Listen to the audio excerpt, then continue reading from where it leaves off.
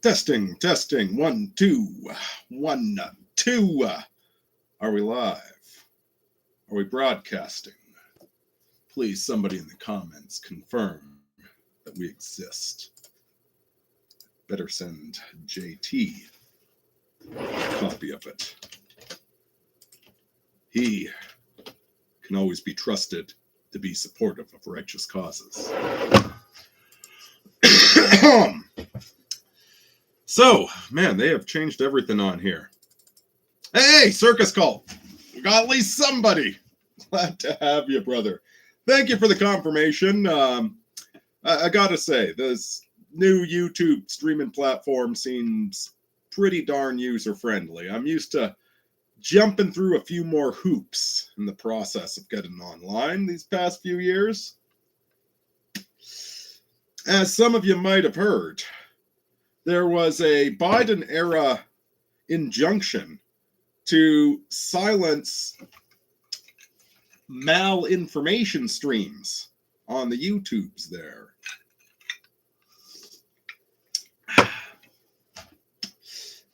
Hey, Circus Cult, I found your video because the alco gave me your comeback video, so that's the only video you're familiar with. Well, I got banned. I got kicked off of YouTube for some manufactured reasons back in 2019, so slightly before Biden got put in charge.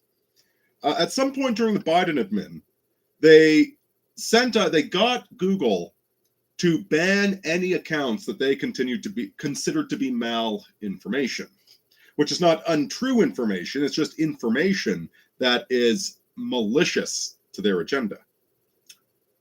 And recently, the Trump administration overturned that injunction. And a whole bunch of people, myself included, suddenly found our YouTube channels back with no explanation, rhyme, or reason, aside from what we're reading on X.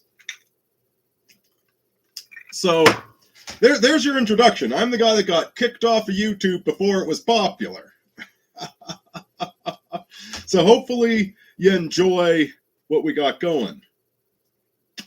Geez, got Dash and Rogue, Cowardly the Dog, Osiris. Guys, thank you very much. One of the things I'm going to be doing in the next week is coming up with a link tree, because I know that's part of the problem is when I got banned, nobody knew where to find me. So I spent 6 years out in the desert, learned a lot of harsh but valuable lessons out there, and now, for the time being at least, I am back. 6 years technically, but yeah, long time with my audience cut down to about like less than 10%, probably less than 1% in most cases, which, by the way, is not, I got no upset with you guys for not finding me on Rumble or wherever the heck I've been the past few years. Like, I still watch most of my stuff on YouTube, so none of that's targeted against you guys. Don't never interpret it that way. I'm not bitter or anything.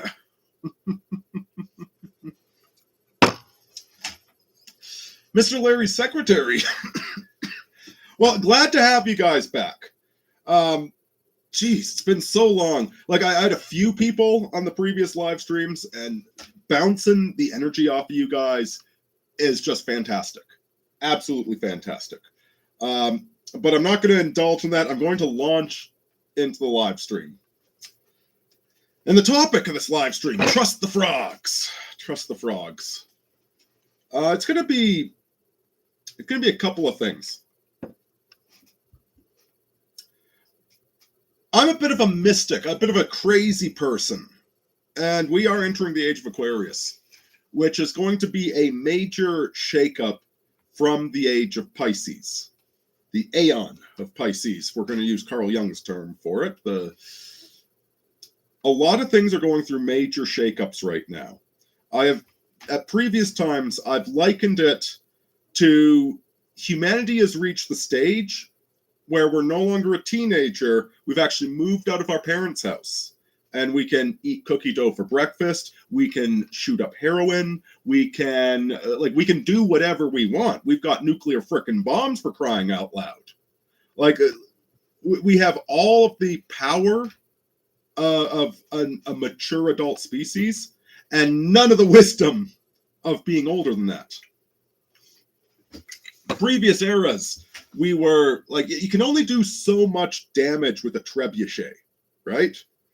We did a lot of evil stuff, but it was limited. These days, especially after the horrors of the 20th century, we've got an idea of how powerful we are.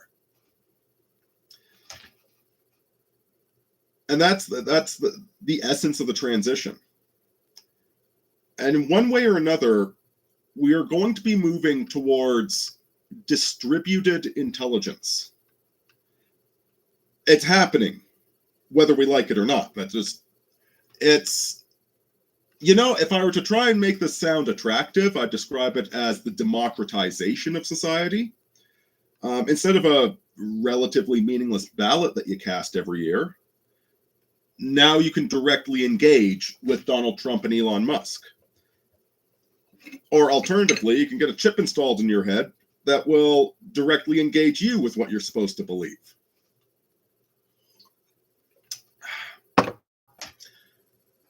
One way or another, we're getting this distributed network of intelligence. And the negative version that we're all very familiar with this, so I won't belabor it. It's the chip in the head, nudge tactics. It's the social credit score. It's the believe what you know you're supposed to believe. We're very concerned with your private life. The absolute gray wasteland of the technophilic nightmare world that certain Saturnian forces are trying to bring about. That's one way things could go. The other way things could go is this crazy bunch of frog accounts on Twitter. It's a meme I shared on Twitter earlier today. Trust the plan and chimp out.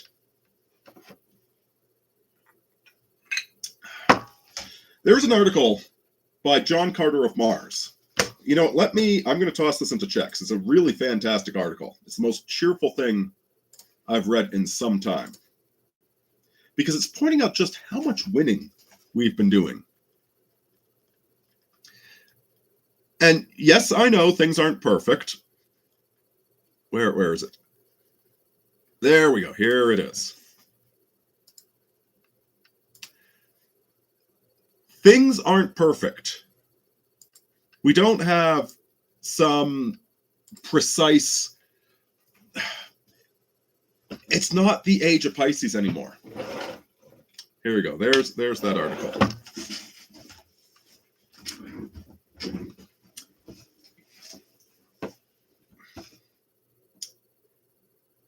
The age of Pisces started in the midst of the, oh goodness, what do they call it? The axial age.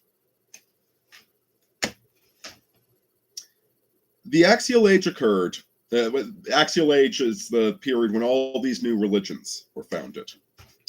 All modern major world religions were founded during the axial age.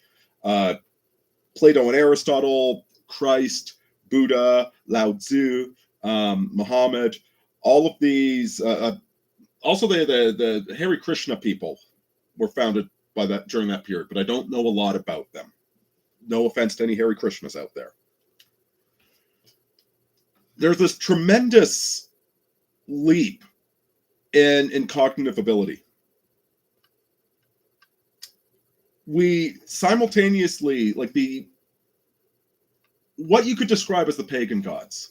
So, if you look at the Iliad, if you look at these ancient stories, they'll talk about Mars descended upon Achilles, right? The spirit of Ares, of Mars, descended upon Achilles, and he became wroth with anger.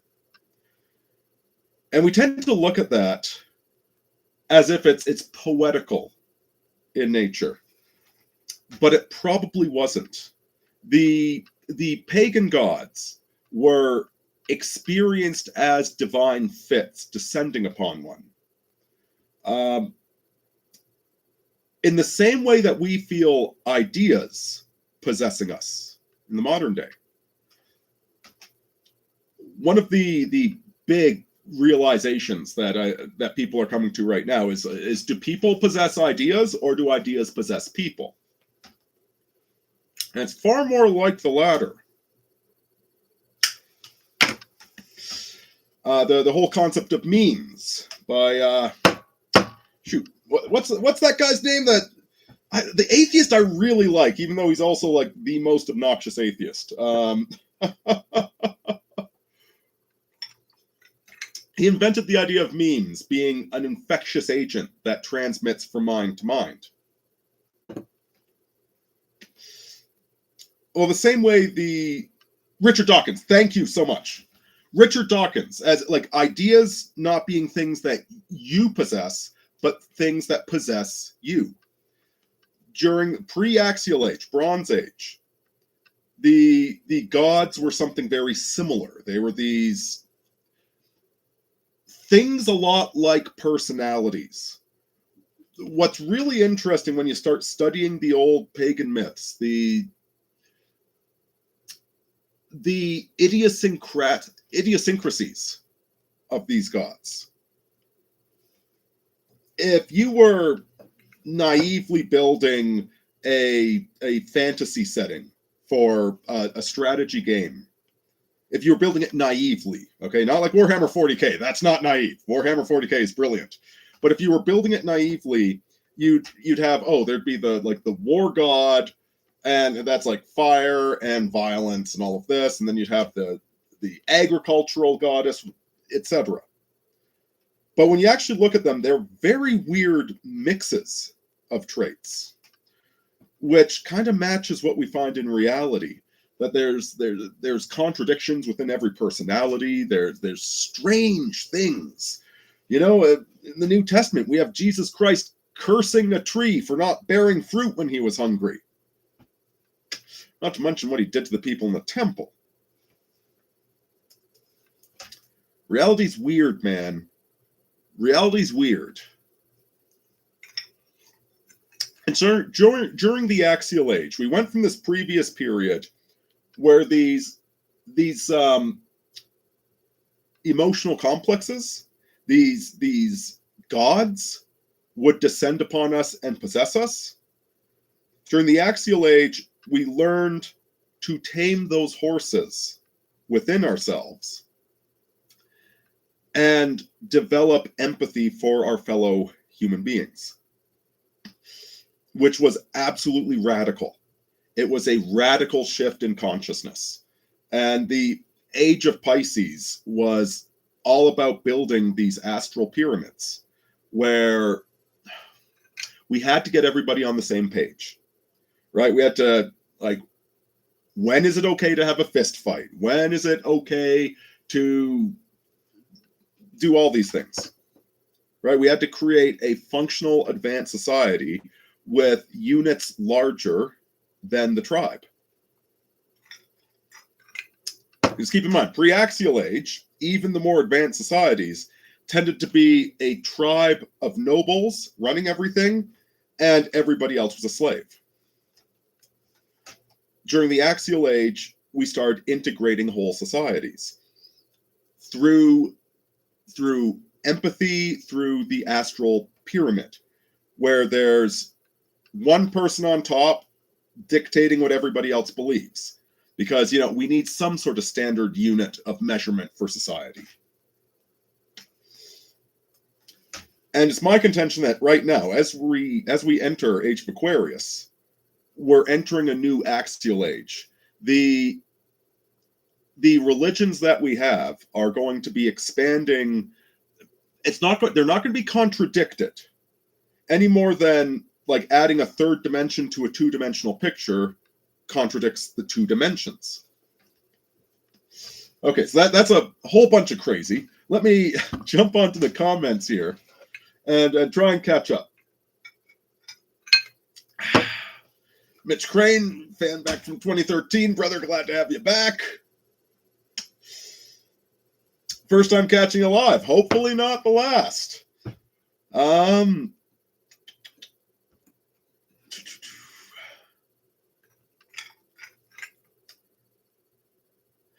Oh, cool.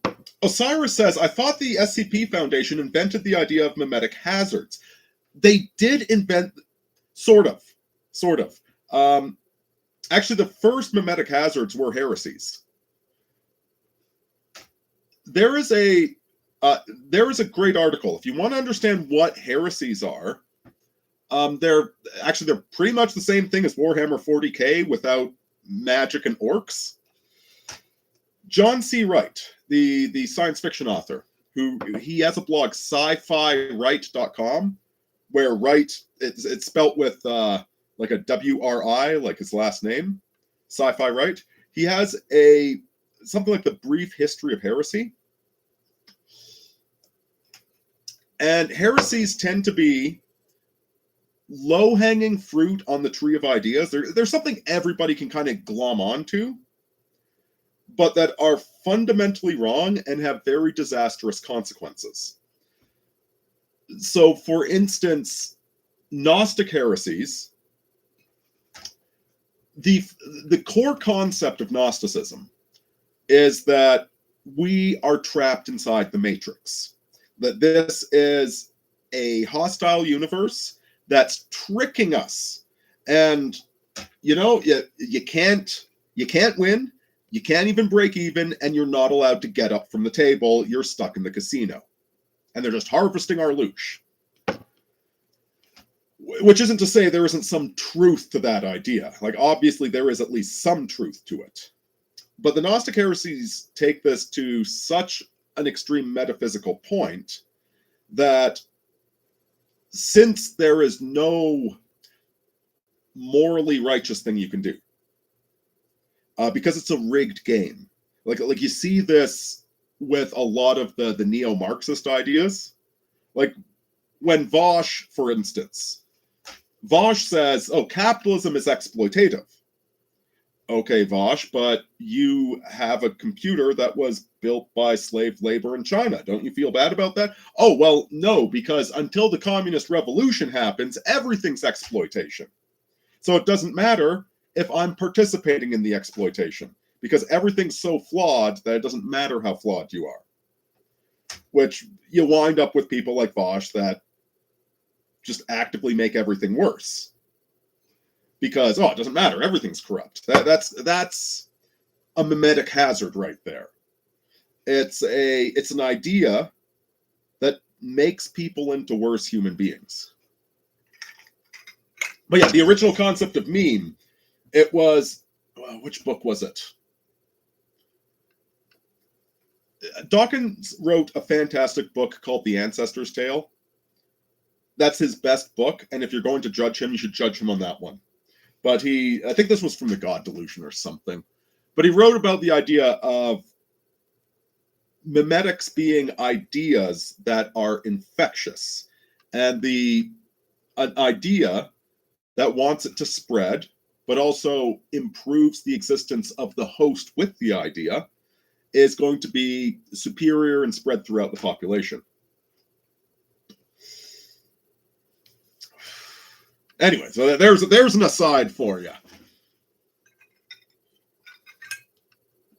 It's okay to have a fist fight when your fist says it's okay. Damn straight, brother. Damn straight. Way up the fist. I thought this was a CNC Tiberian Sun cutscene for one. No, this is just me on my days off.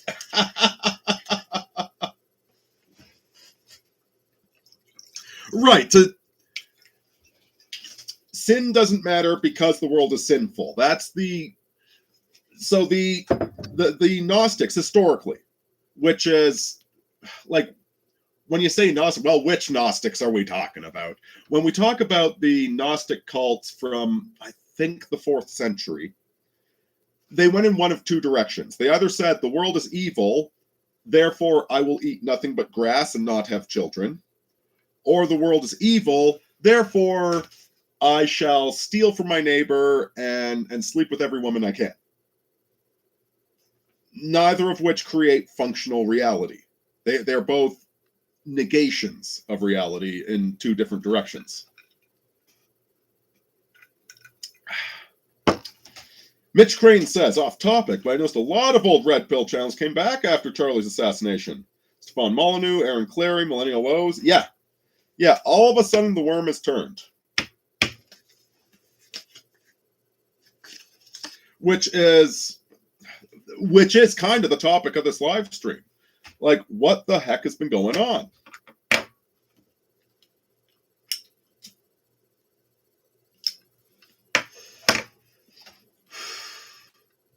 So as I said, above I linked that article by John Carter of Mars. And it's amazing just how much winning has been going on lately. The USAID funding cuts. The actual deportations. The rising awareness of the blackmail conspiracy.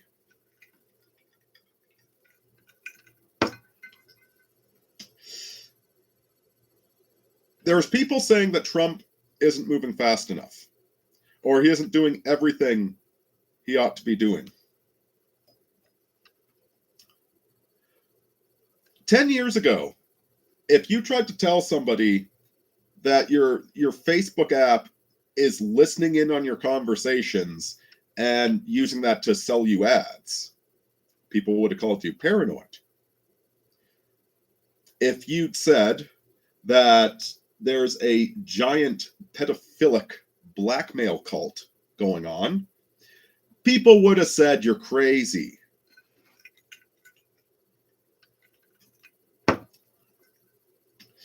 Not quite so crazy anymore.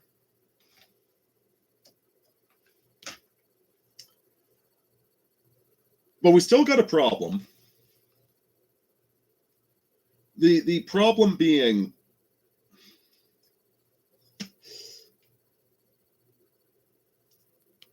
when we talk about the levels of consciousness, okay, this is what Homath, who has intelligently rebranded himself as Psychomath, as he describes the Ken Wilber levels of consciousness. They go from 1 up to 9.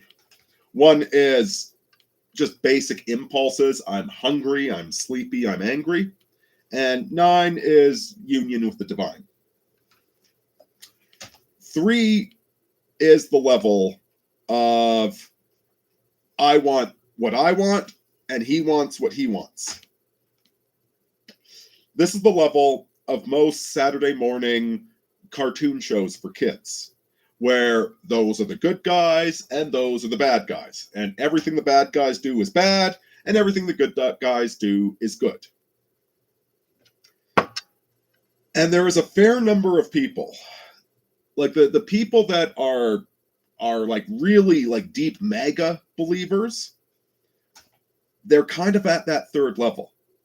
And they want this really simple reality where the bad guys are all bad and we just need to arrest the bad guys and then everything will be good. As opposed to the higher recognition of reality that the line between good and evil traces its way through the heart of every man. The evil that we oppose is evil within ourselves. And there is no line in the sand that can be drawn. There's no narrow line between the evil that we must prosecute and the evil that is acceptable. There isn't one. You can certainly point to people on the extreme of moral depravity, and it is good and correct that we have a justice system, that we have some sort of standard. But to say we can fix all of our problems by putting the evil people in prison, well, the evil people includes all of us because none of us is pure. So where are we drawing the line? More important is not that we start. More important is that we recognize that exploiting other people is wrong. Otherwise, all of us are Vosh, justifying Chinese slave labor. It's not enough to say that we put all the slave owners in China in prison, as if we could even do that. It's more important that we all recognize that some of the goods that we buy are built on ethically unsound principles, and we seek to improve that. We create a rising tide of morality that lifts all boats. Let's see. Let's check the comments. I know this is. I want to see how much sense this is making to you guys. Do you play Metal Gear Revenge? I've never played any of the Metal Gear games. It goes heavily into the meme concept and predated the first Trump presidency, and the final boss is basically a Nietzschean Trump on nanotech. And at the end of the game, the protagonist partly takes over the antagonist's ideology, going back to memes as ideas that take over. Man, I got a lot of respect for Hideo Kojima. I really need to play some of those games at some point. I'm going to just add one thing to that. One of the ways that ideas get out there is through the antagonists in movies. New ideas, and this isn't conspiracy necessarily. This isn't, like Thanos with his the galaxy is overpopulated. That one might be conspiracy, but ideas that are challenging to the status quo. If you want to introduce an idea to challenge the status quo, one of the best ways to do that is to write a story where the villain has that idea. And it gets people thinking about it. And Hideo Kojima definitely wants people to think like that. He's one of the light workers out there, man. I really should play his frickin' games. Ichai says, regarding blackmail, it's interesting to see how much of AC's Anonymous Conservative. AnonymousConservative.com. Guy's fantastic. And sometimes I think he's crazy, but no, I'm pretty sure he's not. He sounds like he's crazy. The stuff he talks about sounds pretty crazy. But I've known this guy for a decade. And no, he's not crazy. So anonymousconservative.com/blog. He has a daily news roundup where he just points out articles that seem to form patterns and take them for what they are. Good to see you back. Thank you very much, Mr. Chuck the Buck Norris. The universe is a trap. There's no complaint department. That's the problem. Like, you want to go to the complaint department? Best I can do, you can shoot up a school, right? Oh, you want to fight the government? Here's the bad news. Government made of people. I mean, some of them are kind of assholes, don't get me wrong, but, most of the people in the government, like, they probably don't deserve a reckoning. Like, even if maybe they deserve a slap, but they kind of don't deserve what's that? I can't remember. Not John Wayne. The new Keanu Reeves character. Like, they don't deserve Keanu Reeves to come deal with them, right? They're kind of jerks for the most part, but they're not. They don't deserve Keanu Reeves. John Wick, thank you. They don't. It's not like, sometimes you get really pissed off after you get a speeding ticket, and it's like, oh man, John Wick would have something to say about this. But they don't quite deserve the John Wick treatment. It's not like they killed your dog. If they killed your dog, go ahead and go John Wick on them, as far as I'm concerned. But yeah, you're not going to solve anything. The only reason that John Wick is able to solve his problems is because the people he's going against are already illegitimate. which was what I was getting at with the gradual theatrical revelations of the conspiracy.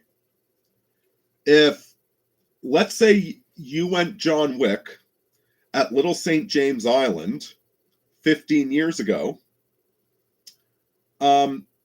you would have dealt with 5 or 20 bad people, but then you'd spend the rest of your life in prison, and any of the girls you rescued from the island would immediately be wrapped back into the system. And people would think that you were just crazy.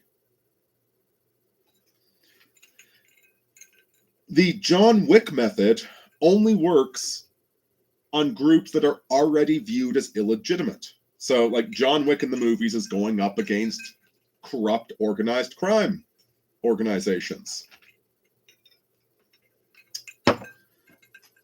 The problem with the conspiracies we're dealing with is that they're integrated into our governance systems.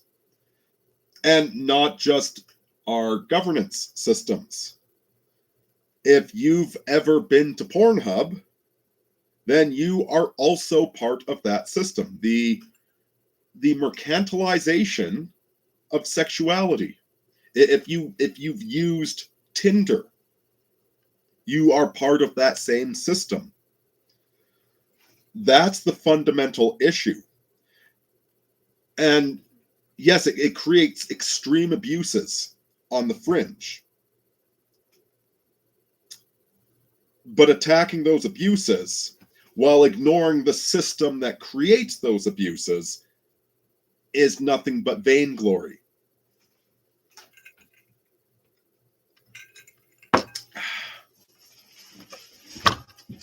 Didn't know my phone was listening to me. Brian Baldini said, yeah, talk about electric fencing with one of your friends, and just wait, you'll see electric fences appear, ads for that appear on Facebook. Again, this 10 years ago, that was a huge conspiracy. These days, it's widely recognized. Okay, Shadzad said, have you come across predictive history on YouTube? No, but that sounds interesting. I'm going to look that up. I'm going to check that out sometime. Thank you for the recommendation.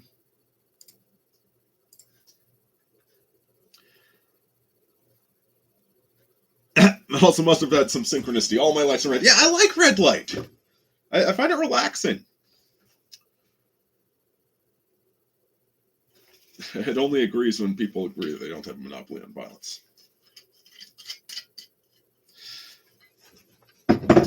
So there was a concept I wanted to discuss on this live stream, in particular.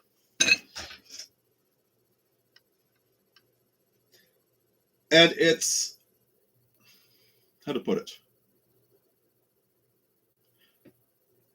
I think it's time for, well, maybe just me, okay? But, you know, maybe you too, I don't know. It's time for us as a community, I think, to let go of the conspiracy theories. To trust the plan and chimp out. To stop intellectualizing everything and start acting within the world.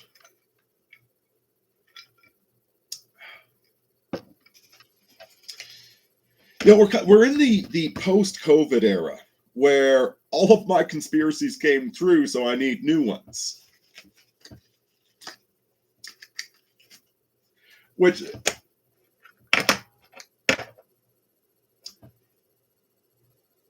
a conspiracy can be both true and false at the same time. Let me expand upon this.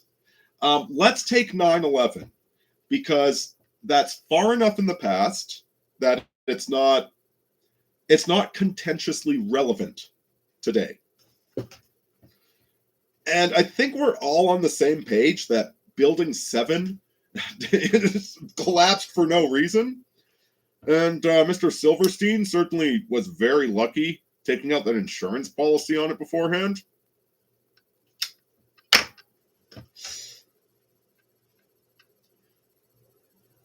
"9/11 is extremely questionable. And let's simplify things. Let's say that there's two basic conspiracy theories about 9/11. Conspiracy theory number one is it was some Saudis in Afghanistan that took down the World Trade Center because aggressive international capitalism that was, steamrolling countries in the Middle East, like a fracture point, Clash of Civilizations by, who wrote that book? 1997, I think he published it. Clash of Civilizations was predicting a major fracture point developing between Western liberal democracy capitalism and traditional Muslim religions, particularly because of the dependence upon oil in the Middle East. There was a clash of civilizations. I want to say Huntington for some reason, but it's not Huntington. So the one theory is that a bunch of Arabs that were pissed off at America dictating economic terms to them while promoting the worst aspects of liberal democracy attacked a symbol of international globo homo corporocracy, the Twin Towers. The alternative theory is that it was a, Israeli neocon attacking a symbol of global capitalism.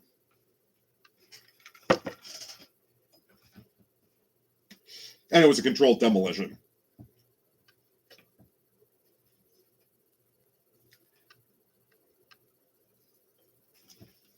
So theory one is the Bloods and the Crips hate each other, and a Romeo and Juliet situation happened, and, the jealous boyfriend killed the other guy. The alternative hypothesis is the Bloods and the Crips hate each other, and the senior leadership manufactured a scenario where it looked like the jealous boyfriend killed the other guy.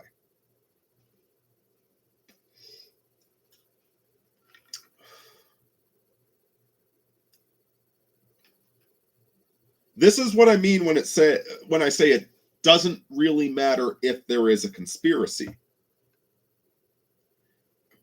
Because the conspiracy is still addressing something. It's inflaming a fracture point that already exists.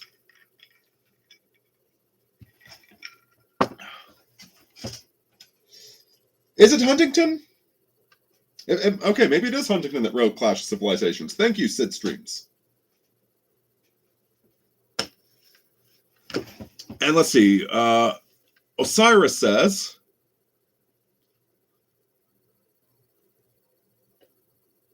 would really like to talk about Monopoly of Violence. Yeah, you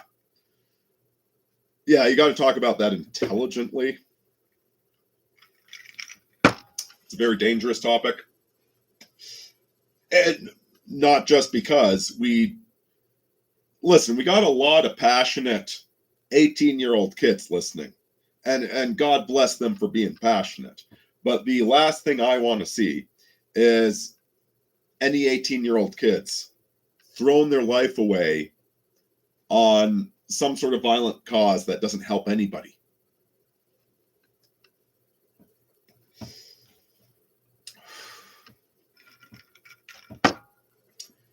So let's pull the conspiracy thinking a little bit closer to home.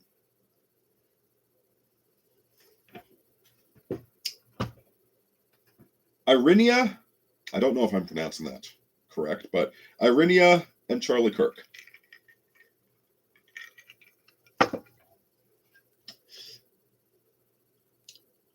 There are a lot of questions about both of those events, which are valid questions.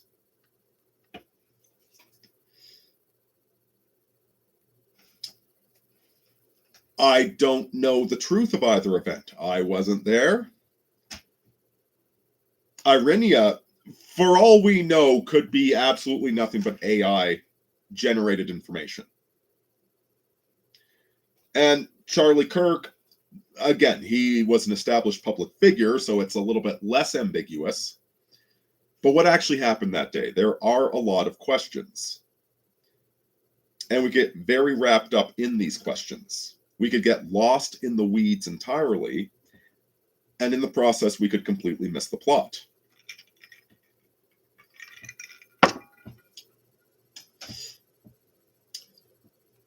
With 9/11, either it was a bunch of Saudis from Afghanistan that did it, or it was dancing Israelis and probably some Saudi stooges that did it. But the conflict it inflamed was a real one. Although, at the time, it was very misguided, wasn't it? Like, we really got played on the 9/11 thing. 20 years of pointless war. There's a kid from my regiment that got killed in a terrorist attack when he was an honor guard in Ontario. That really hit me hard when I heard about that. He was on parade, his rifle wasn't loaded, and he got killed by a terrorist in Ottawa. I never even met the kid, but he was from my regiment. It hit me hard.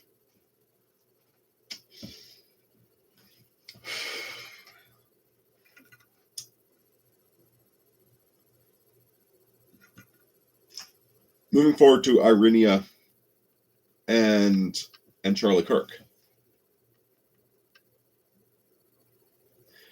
As I said, there are questions about Aurinia, and there is certainly value in asking questions about it. I'm not telling anybody to blindly trust the narrative. But at the end of the day, that whole thing could have been AI generated. We know what the statistics are of interracial violence. We know about the violent criminals that keep getting slaps on the wrist. Meanwhile, guys like Daniel Penny have the book thrown at them despite doing everything right. Irina could be a manufactured event but it doesn't matter because it's a manufactured event that tells us something true.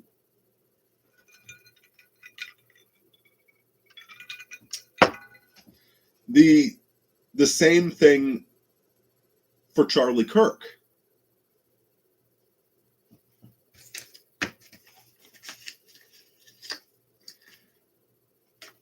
There are questions to be asked there. And in my previous video, I was cautioning against the blind mega belief, which in retrospect is probably a waste of time, because if you're subscribed to my channel, then you're not blindly following every leader that comes along. You'd find this channel really freaking boring if you were that type of a person. And a lot of people are just at that level of cognition where they need a hero to follow.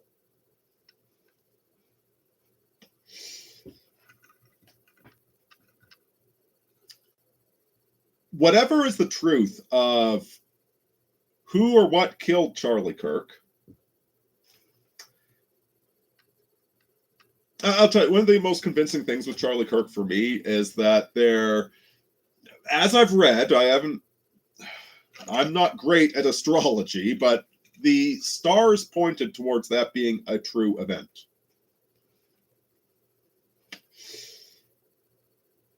I think Charlie got called back upstairs. I think he came here, he did what he was supposed to do. He did it righteously and honorably. And I think he got called back upstairs. Your work here is done, buddy. You're not like that jerk Aurini. I'm keeping him here until he's 96. He's going to hate it.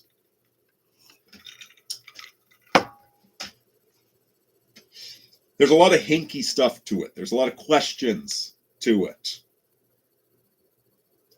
And I'm not saying we should be blind to agendas manipulating events. We absolutely should not be blind to them. We should ask questions. However, he was ultimately killed for being a reasonable moderate. And a disturbing portion of the population took pleasure in his death because he said things they didn't like.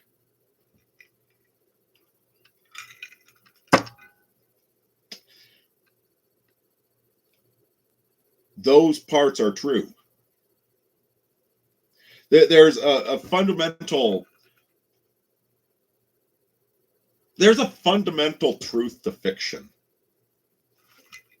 True fiction is true. It's truer than anything that we see in the real world.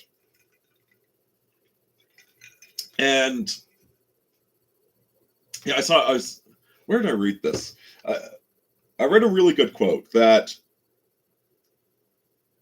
in the past 24 hours, how many facts do you remember about the past 24 hours?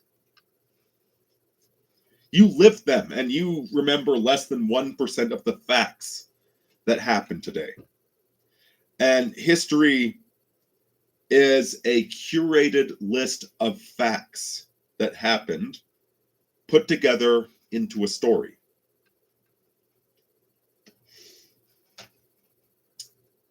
See, there's some major suspicions I have about Charlie Kirk. I think it was an exploding microphone that killed him personally.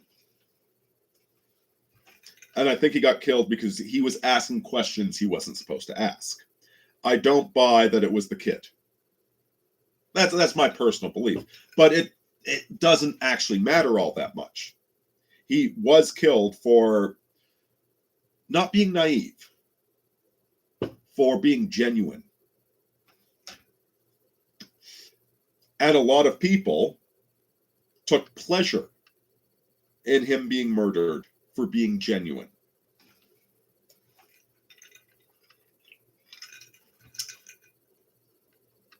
Which is a narrative, but it's a true narrative.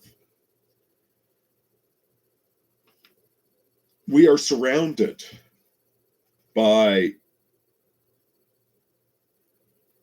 spiteful mutants, by angry, retaliatory monsters that take pleasure in a man like Charlie Kirk getting killed.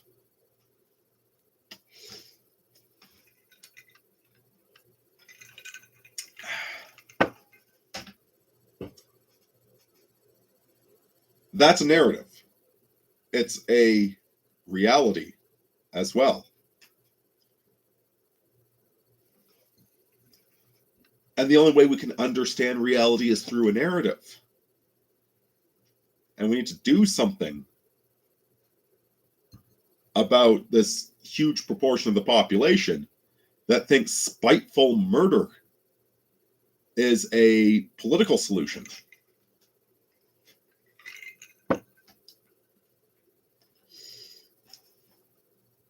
So that's what I'm getting at when I say I think we're getting to the point we have too many conspiracies.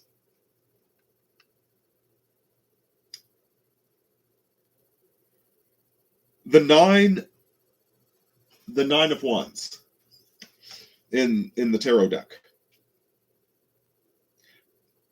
The wands are the fire sign.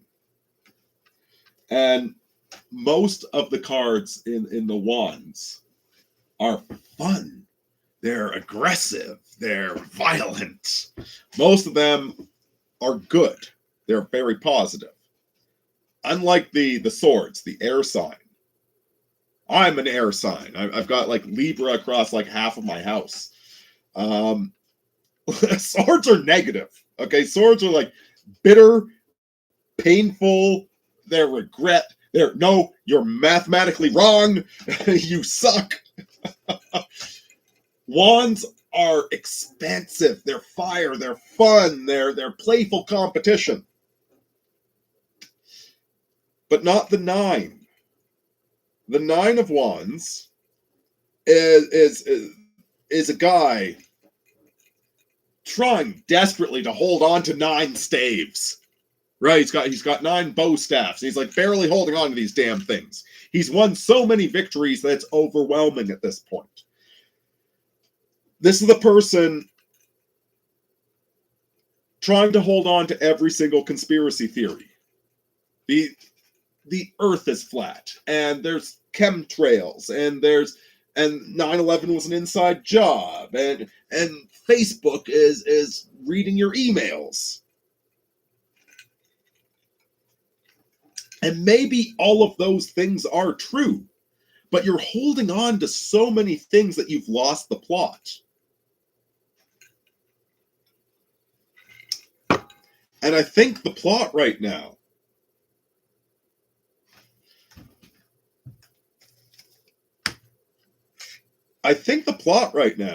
is that actually we're winning, guys. We're frickin' winning.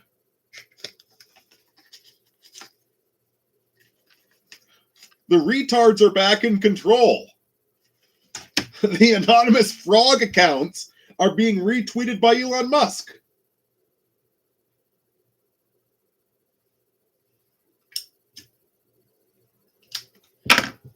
I don't think this is a time for sword-style bitterness. I think this is a time for wand-like energy and dropping the burdens. Let's get some comments here. By the way, guys, it's so cool to have too many comments to read again. It's been a while. Osiris says, are you familiar with Time Wave Zero and Silent Weapons for Quiet Wars? No, I have no idea what you're talking about. Are you talking about the, whatchamacallit? There are absolutely direct energy weapons being deployed, hurting people right now. The Havana Syndrome, they call it. Some organization does have control of weapons. They can target you in your sleep, like microwave guns. They can disrupt your health. They can really screw with you. Havana Syndrome is a real thing. Okay, it's documented. It's a real thing. And it's being used against figures both public and private.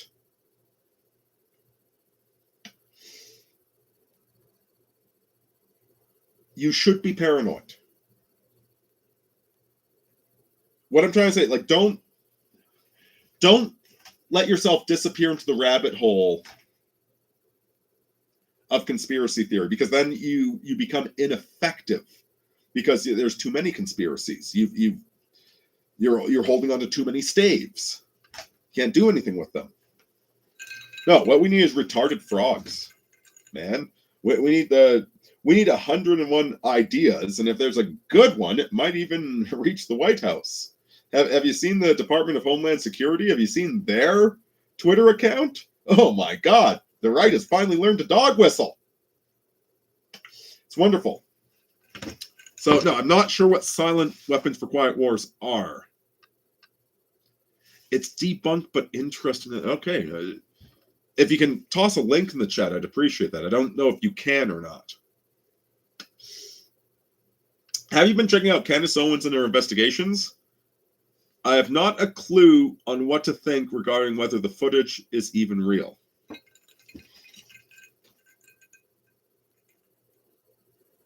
I think Candace Owens is genuine.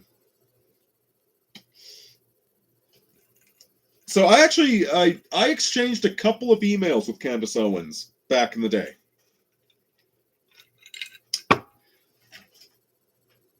So here's what I know about Candace Owens, aside from the current level of gossip about her. You guys know as much as I do.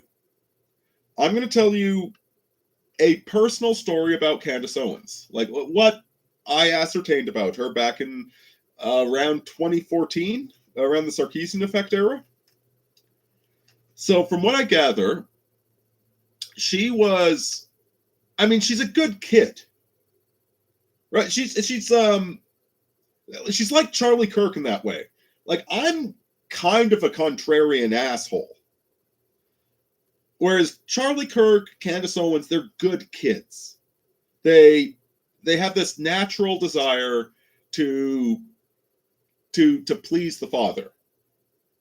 Whereas I'm like, fuck you, Dad. I'm kind of the opposite of that. And Candace Owens, in her early university days, or right after university, she got this idea of, like, everybody was talking about cyberbullying back then. Now, cyberbullying was not actually a problem. Cyberbullying trolling is a art, as Moot would say. I did a bit of cyberbullying back in the day. See, what would happen? We used to have this thing called Dig, before Reddit existed. And me and my buddy, back before we went insane, we both had like 9 to 5 jobs where we worked in offices. And every so often, we'd check in on Dig.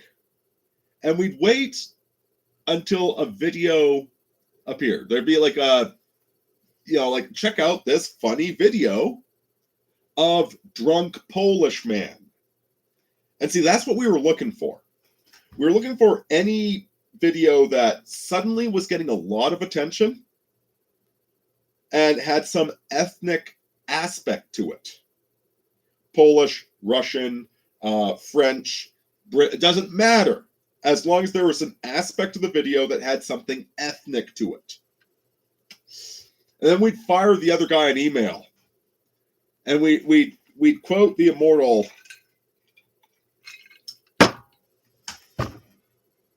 "We'll do it live. We'll do it live! Fucking thing sucks! We'll do it live!" So we're doing it live. So we get a link to a video of drunk Polish man, whatever it is.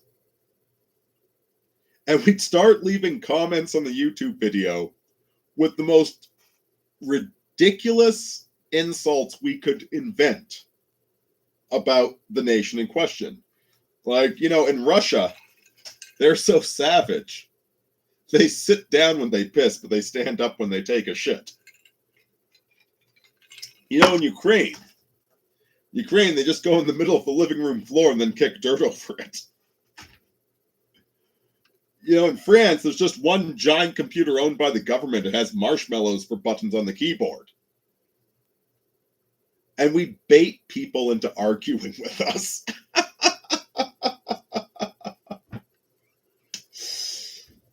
Okay, so that was cyberbullying back in the day. It actually wasn't a problem. Just don't engage with people that accuse you of having a keyboard made of marshmallows. Cyberbullying solved. God, I had a lot of fun back then. But see, Candace Owens actually took it seriously.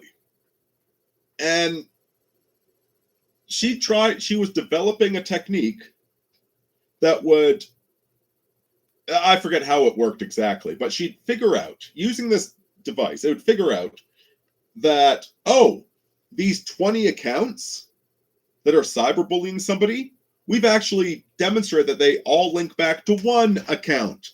It's one person pretending to be 20 people cyberbullying someone.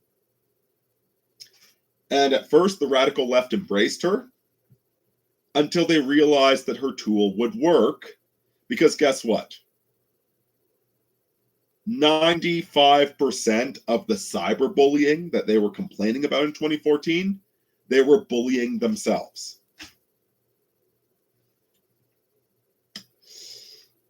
Funny enough, the video that got flagged multiple times that got me kicked off of YouTube was me talking to the public liaison from the San Francisco Police Department, confirming that Anita Sarkeesian never actually contacted them about cyberbullying, and she was lying about the whole damn thing.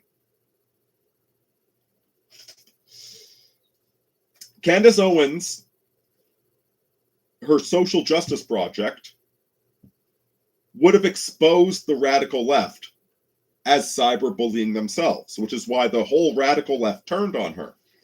And that was when she kind of reached out to me about some of the articles I'd written about cyberbullying, and we exchanged a few messages.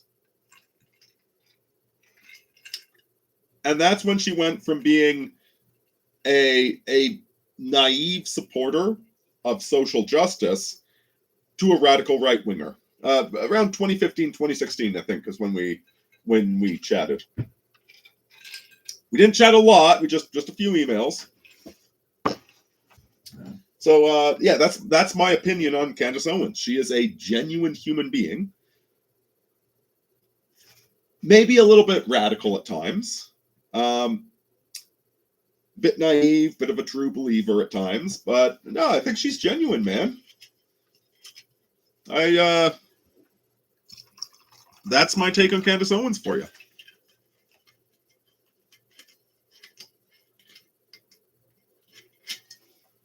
Let me see.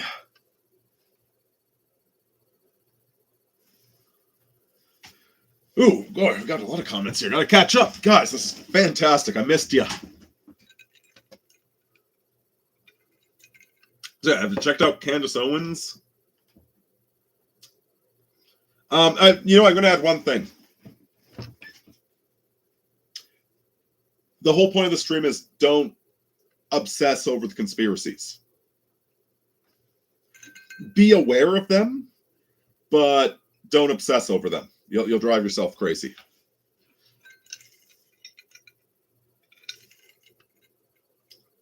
Let's see. Trey says, I don't know who Ian Watkins is. If he's dead, isn't dead, and he had bitcoins, he'd be in Dubai. I have no idea. I've heard there's an expat community of Canadians in Dubai, but I don't know. I'm in Alberta. I miss the Mojave, man. I miss the Mojave.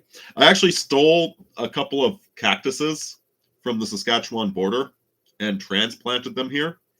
We'll see if they survive the winter.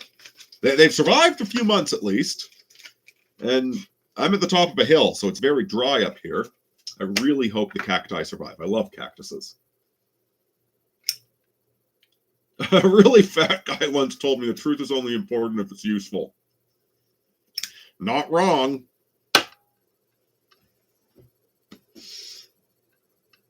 Gaming National says, but what if it's just a pressure release? I think I'm way too paranoid. LOL. Exactly. Yeah, that's exactly my point. Like, all I do is read conspiracy theories all day. But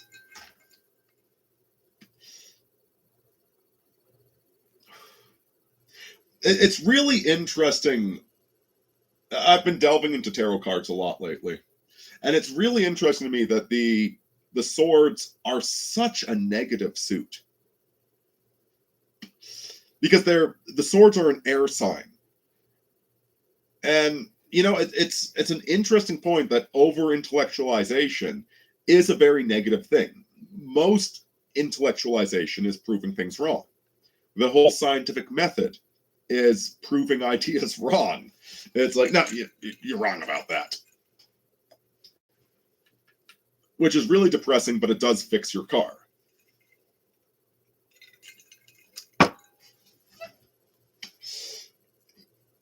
Don't obsess about proving things wrong.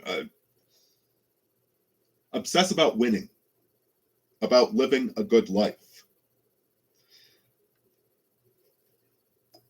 And I don't know, right now, I've been working my ass off. But I also got to see the Arctic Ocean. Man, I never thought I'd see the Arctic Ocean. I got to see it. I've been learning a little bit of Inuit, the language.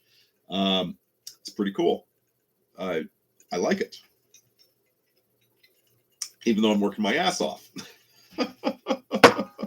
So, you know, things are going okay overall. Don't turn the perfect into the enemy of the good. Let's see. Obviously hard to explain the whole thing in just a brief comment. Guys, you can. The best way to get a hold of me is through X. It's just at Aurini, Aurini on X. That's probably the best way to get a hold of me. Send me a message on there. Osiris, I'd love a copy of what you're talking about.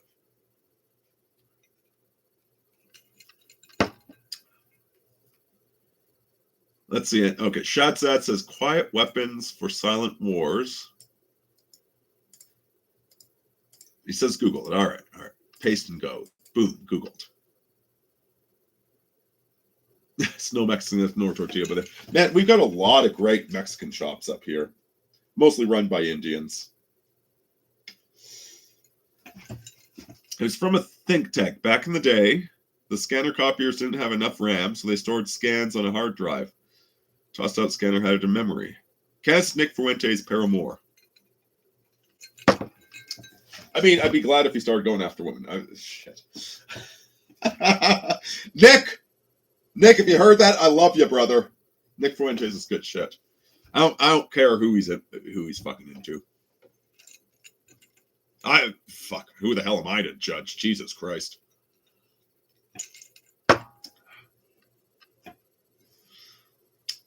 Shazad says, yeah, exactly. But I'm dubious on the narrative surrounding its origins. Man, I've got no idea what you guys are talking about. Oh my God. Okay. Armored Ghost asks a question that I know things about that I'm not supposed to know. So, Alberta sovereignty, yay or nay? So, I was working a job.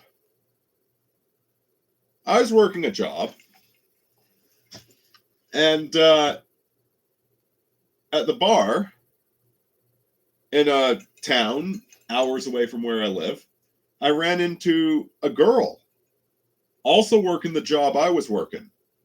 And so, you know, I did what I naturally do, and we start talking. We start chatting a little bit.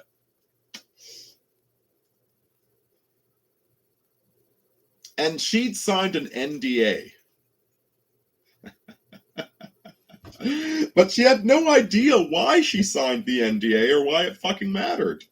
And she sure as fuck had no idea who she was talking to, because nobody else would understand why she shouldn't have told me the thing that she told me.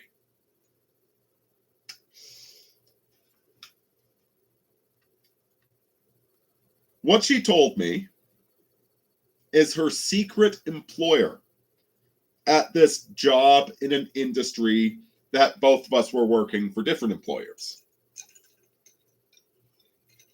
I don't want to get her in trouble, so I'm going to be super vague on these parts. Here's where I won't be vague. Her employer, and again, here we are, small town Alberta, hanging out at a bar. Her employer, the United States Army Corps of Engineers.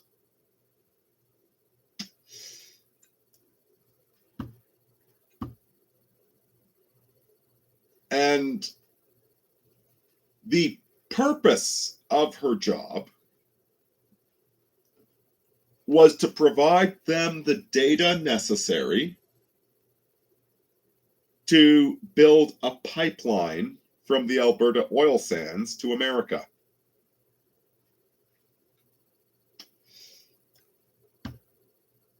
Do you understand why she was supposed to not tell me that?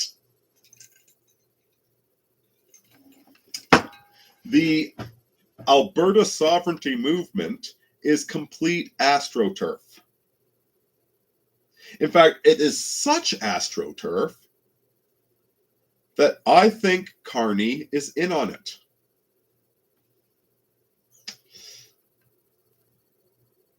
For those of you that don't know, we had an election in Canada about 6 months ago, a year ago, something like that. So we finally were getting rid of Trudeau, who has just fucking ruined this country. He has, God, everything sucks. Everything is so damn expensive in this country now. And at the last minute, they swapped out Trudeau for Mark Carney, who was a central banker from Britain. So I don't know if we have any Brit bongs here, but the guy fucking you over in Britain is now in charge of Canada.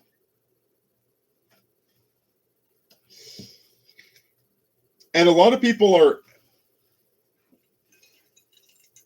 Trump made some comments about acquiring Canada, which all the retards in Canada suddenly glommed on to Mark Carney, and they voted for Liberals again. Elbows up, which, I don't know, is it some sort of puck stick nationalism or some crap like that? And some sort of hockey term? I have no idea what it is. But the biggest quees and queens that you've ever seen from Ontario are like, elbows up. True story. Facebook recommended that I add my uncle as a friend, my uncle by marriage in Ontario, my matrilineal uncle. And he had a t-shirt that said, elbows up. So I screen capped it and sent it to my mother and said, Mom, do I have permission to cyberbully my uncle? And she said, no, you don't. So I didn't. I just posted a bunch of hate speech after that, so he wouldn't add me as a friend.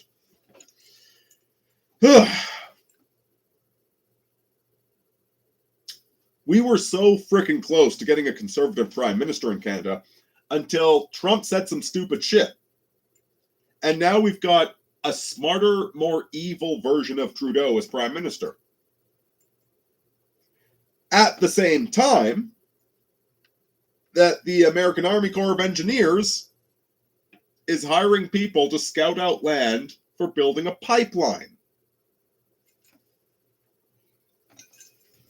The Alberta sovereignty movement is pure AstroTurf. Mark Carney is an obedient little soldier. He's an obedient little liar and manipulator that will happily work for the Rothschilds. The eastern portions of Canada have been slated to be sold off to the trans-European slave colony. I don't even know what the hell they think they're doing. I have no idea. It's going to suck. It's a big pile of suck and diversity. But whatever, they get to inflate the currency or something.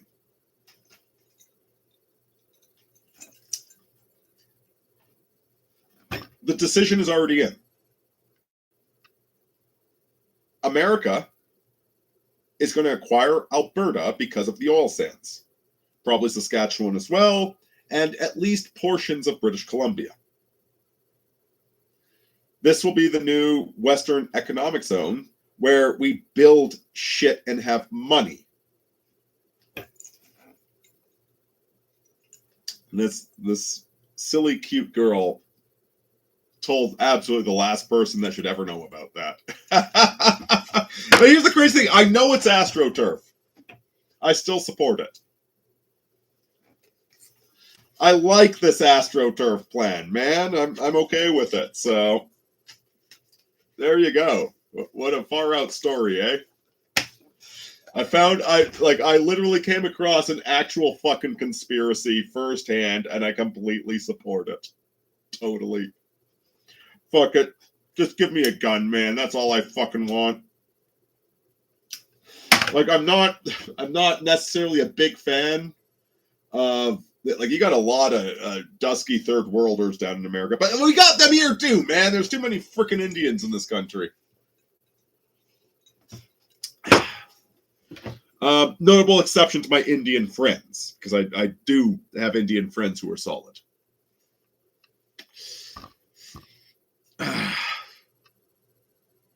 So there's Alberta. It's all fake, brother. It's all fake.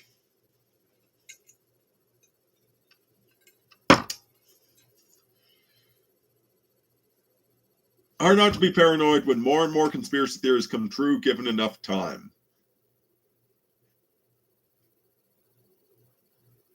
I can imagine Aurini is a hazardous sea life fisherman. Oh God! So my last job, which I'm headed back to in a few weeks, by the way. I've got a bunch of videos planned that I'm gonna stage while I'm away. But last job site, guy got a sea container dropped on his legs. They kept him in a medical coma for 3 days before they could evac him to a hospital. Like, have you ever seen the movie John Carpenter's The Thing? That's basically where I'm working these days. It is pretty cool though. Like, you got to go to the ends of the earth to find decent conversation. I swear.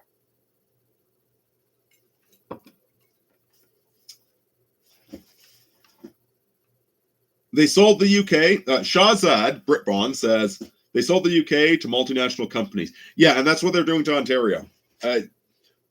Jesus, my Ontario friends are voting for this. And I don't know. I don't know why Millennial Woes is still in Scotland. Man, I love that guy. Blitzer Blazinoa says, Leo just logged on. Carney was a disaster as governor of the Bank of England. No, he did exactly what he was supposed to do. He was a AAA student. Further inflated the already overheated housing market, and he opposed Brexit. Appointed governor to be a Tory. Yeah,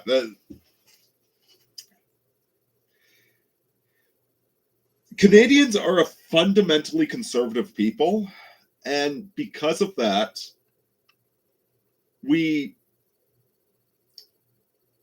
fundamental conservatism. Have you guys played Wasteland 3? Holy shit, that's a good game.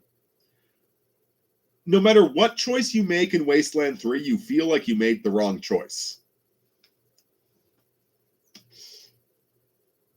There's this point in the game where you've broken in to an underground facility that you're not supposed to know about, and you're doing it to free a war criminal. And there's a bunch of mercenaries working in the bunker. And some of them, when they see you, they say, holy shit, it's the Desert Rangers. Get the fuck out of here, man. I don't want to die. And then when you get to the final battle, the Battle Hymn of the Republic starts playing. And it's like, holy shit, this song is singing about Jesus Christ. Christ died to make men holy. Let us die to make men free. Well, you're in this underground squalor, murdering mercenaries that they're just doing what they are paid to do, to free a war criminal because you think he has valuable information here. And you start, wait, am I the baddie here? Am I the good guy or the bad guy? Because I've really lost the fucking plot at this point. Fucking fantastic game, Wasteland 3. Seriously, buy Wasteland 3. Guys, if you play video games, go buy Wasteland 3. It's like $20. Go support this. It's not a perfect game, but goddamn, go support that game. And the major question of the game is the patriarch a good guy or a bad guy for making the same corrupt decisions that you make throughout the game? What, you think you're less corrupt than him? Fantastic question. The fundamental question of the corruption of the father. Yes, our fathers are corrupt, but are we any less corrupt?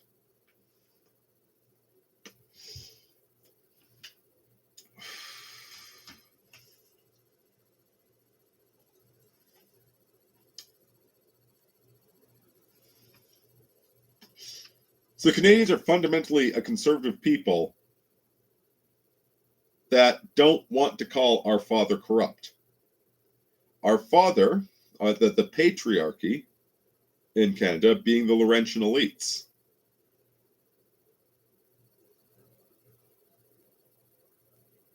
And when I was a young man, I had this real faith in the system, in the Laurentian elites. The major reason I joined the military was because I wanted to be a leader in Canada. I wanted to be I loved Canada and I wanted to represent Canada. I wanted to be prime minister. And I felt that it was my duty to serve in the combat arms. My first choice was Navy. My second choice was infantry. It's my duty to serve as a frontline soldier if I'm going to claim political leadership. I had no idea what a Laurentian elite was at the time.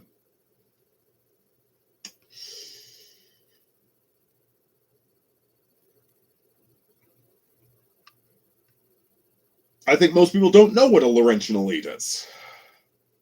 It's only because I've been banging at this glass ceiling.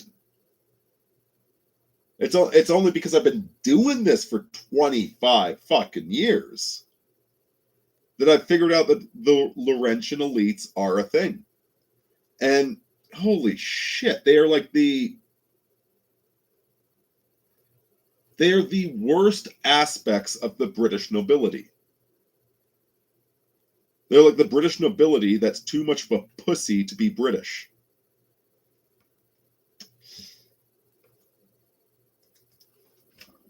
So the Canadians have this natural trust of the system, this natural trust of the patriarchy, because like we all know how much of a failed men that we are. We're trying to be better lumberjacks.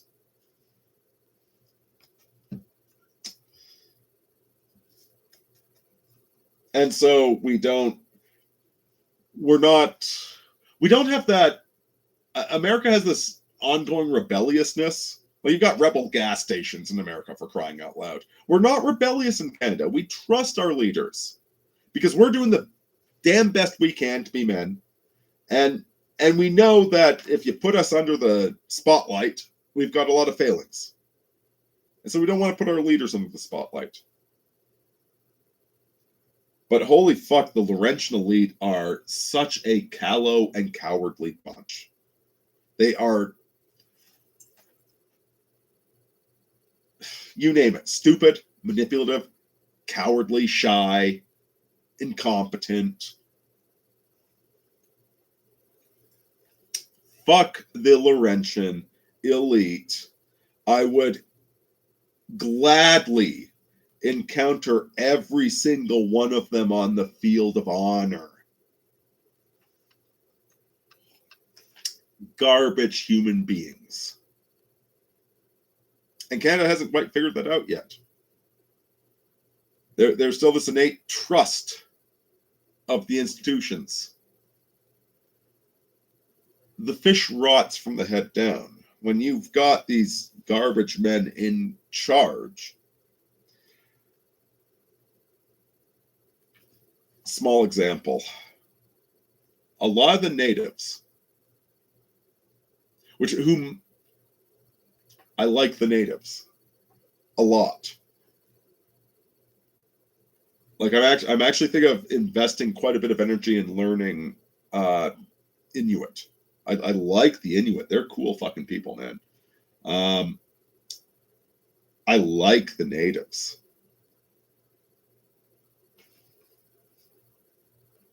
And the natives, some of them talk about the RCMP as racist. The RCMP isn't investigating serial killers along the Trans-Canada. And they're correct, they're not. But it's not because the RCMP are racist. I wish. That would be a lesser flaw than what the RCMP actually embody. The reason the RCMP do not care about Native women getting murdered is because they're lazy and obedient.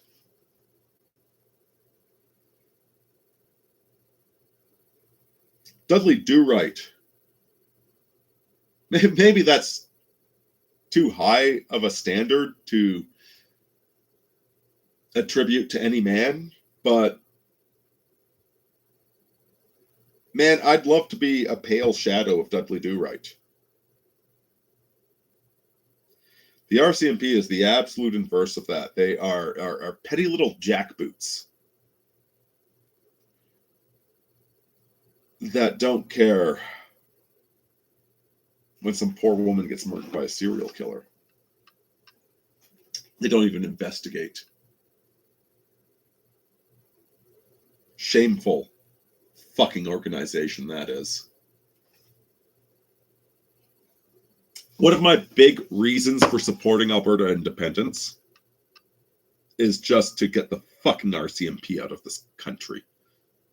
They don't belong here. They're fucking garbage human beings. Show me an RCMP officer worth a goddamn and I'll give him a chance. But I've met a lot of RCMP officers. I've read a lot of reports on these scumbags. They fucking disgust me. Maybe I'm wrong. Show me an RCMP officer that at least aspires to be Dudley Do-Right. Show me one. I will take back my words. I don't fucking think that you can, though. Whew. Sorry. I'm a bit of a Canadian national. Like, you gotta scratch pretty fucking deep. Grew up watching The Littlest Hobo.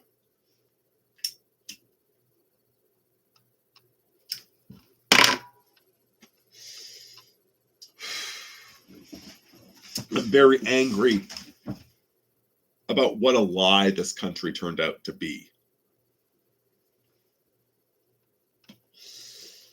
So let's jump on some more of the comments, and we're going to close it out shortly. You guys are fantastic, by the way. Thank you for all the comments. In Soviet Britain, West Korea, a right-wing councilwoman is being investigated by Police Scotland for saying that she was born and bred in her hometown. Yeah.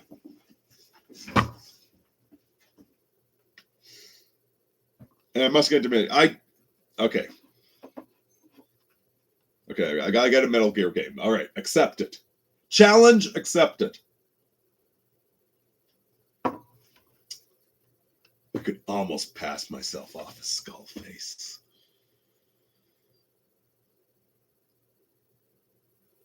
Charles Windsor, Prince Charles, is who you're talking about, right?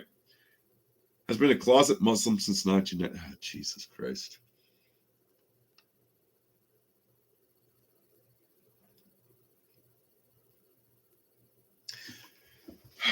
Show me the moderate Muslims, please.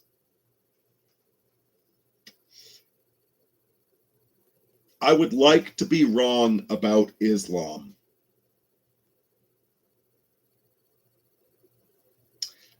There have been Muslim scholars and philosophers whom I respect.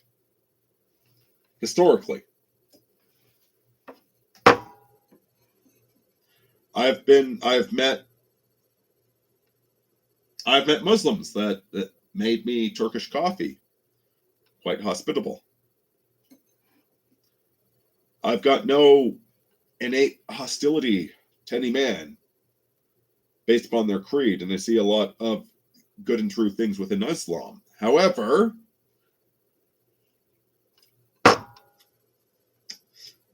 please show me the moderate Muslim that will fight against the radicals. Please show me that, because I haven't seen it yet.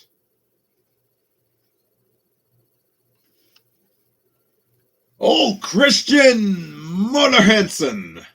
I hope I'm pronouncing that right. I'm probably not. Really glad we're back in business here on YouTube. Going to archive your videos before Google suddenly decides to have you taken down again. So Leo wants me to... Oh my God. The Canadian Cromwell.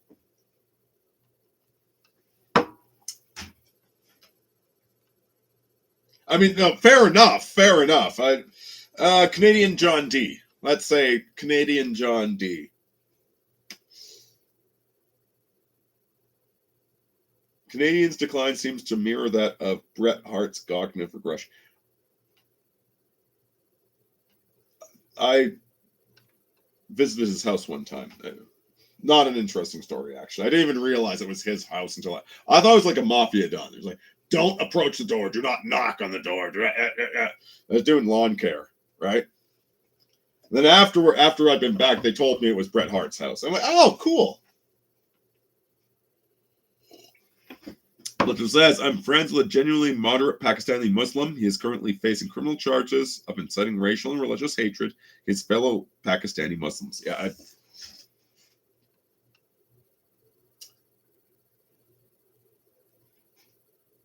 here in Canada, it's become popular or acceptable to state blunt truths about Indians, which I have done a lot of. But there's an Indian fellow I used to work with that I recommended like 5 years back for service in the military. It was one of his character references, and I still support him. And there is that lovely Indian lady who's not here tonight, but has been a consistent supporter of mine. I support her as well. So like we are about righteousness here. We're about righteousness. We're also about good fences, making good neighbors.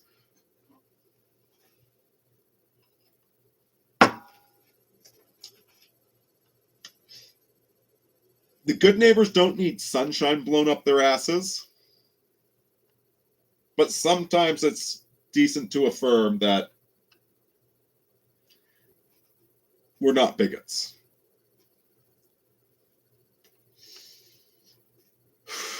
Who do you think will be Trump's successor? I have no idea right now.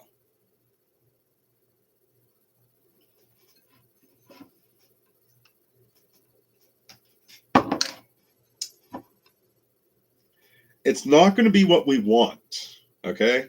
Don't mistake your idealized state of being for what's actually going to happen.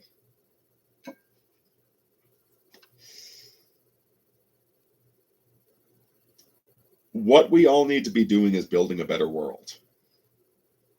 We need to be making the most of the opportunity that we have.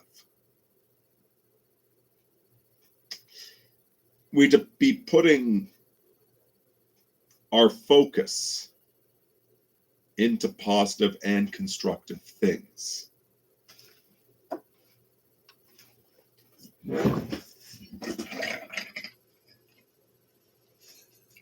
Let's take the Euro conspiracy.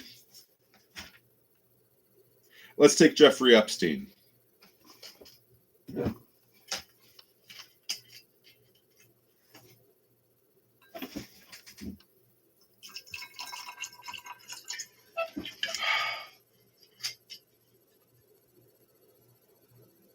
The problem of Jeffrey Epstein is not the evil done to the children. The problem of Jeffrey Epstein is the network that covers it up. It's not the crime, it's the cover-up.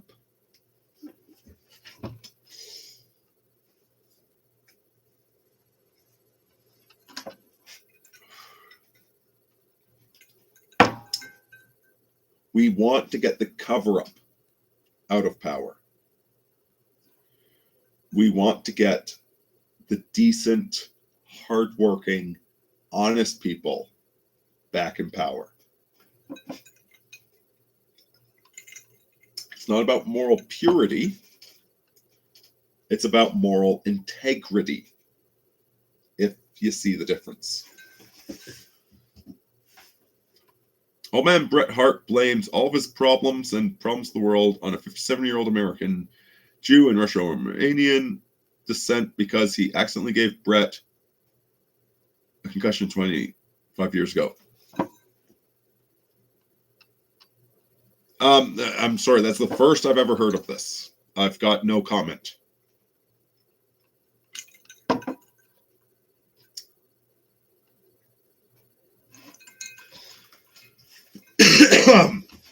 You reckon Epstein's still alive? Maybe.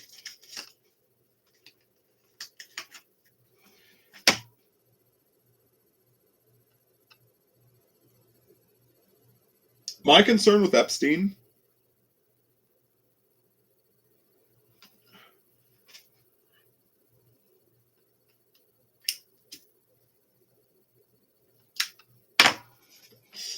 there's 1,001 ways to use sex to hurt people, aren't there?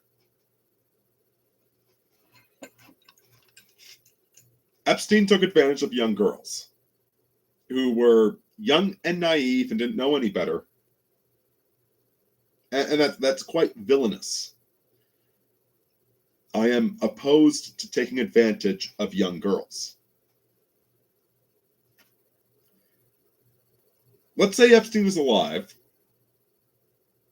and I don't know, there's a Secret Service detail. It's no longer young girls, they're all over the age of 19.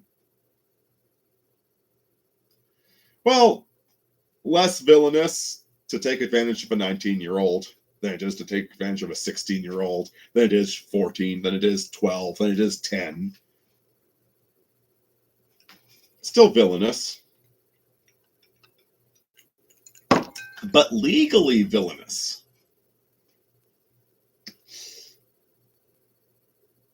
But for every Epstein, there's 1,000 villains that don't get named.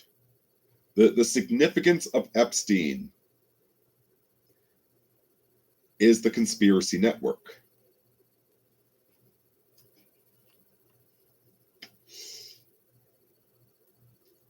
I'm happy if the network gets taken down. Oh, so now he's taking advantage of 18-year-olds? Well, shit, man, I never said that we're going to live in a perfect world, did I? Let's just try and mitigate the damage.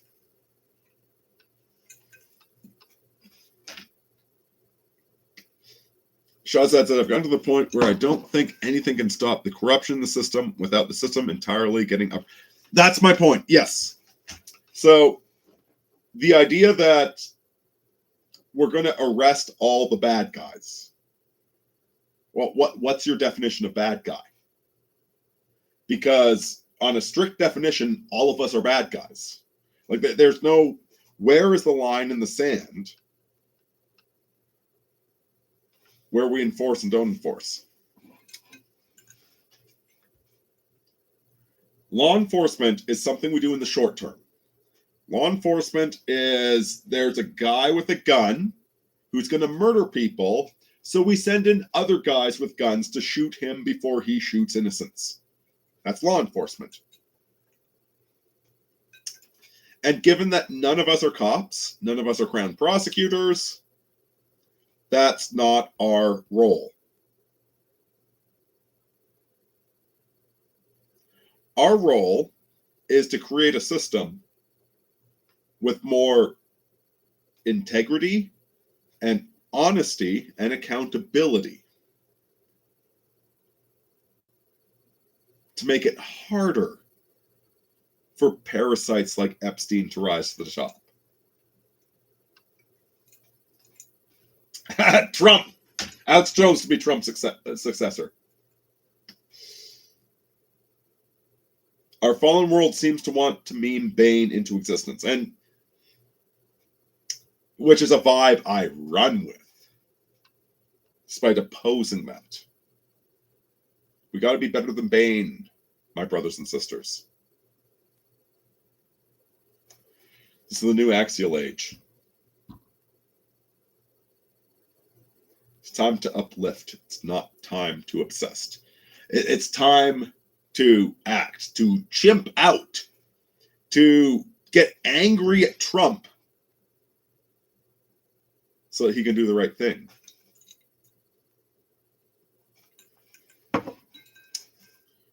It's a time of fire and action.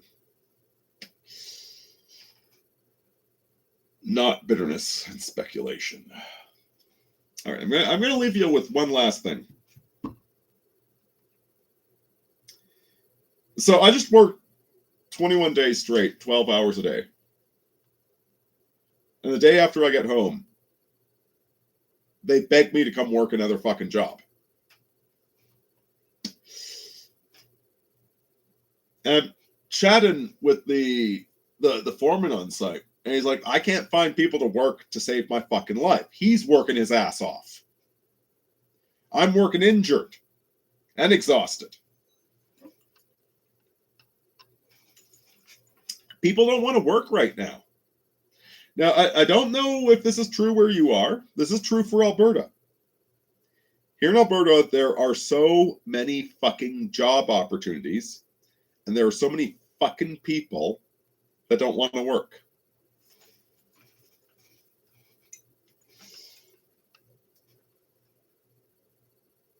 Be the change you want to see in the world. Part of that change is working. No one should have used Leo as Tom Hardy's voiceover. That would have been even... Wait, Tom Hardy... Which movie is that?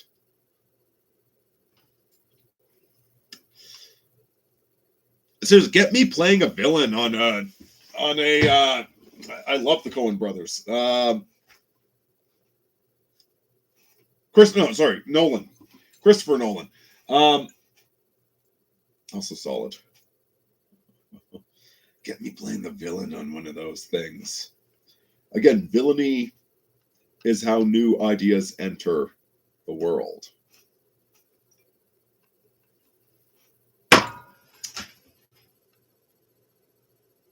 Carpe futurum, tenetraditum. Cain lives in death. Out.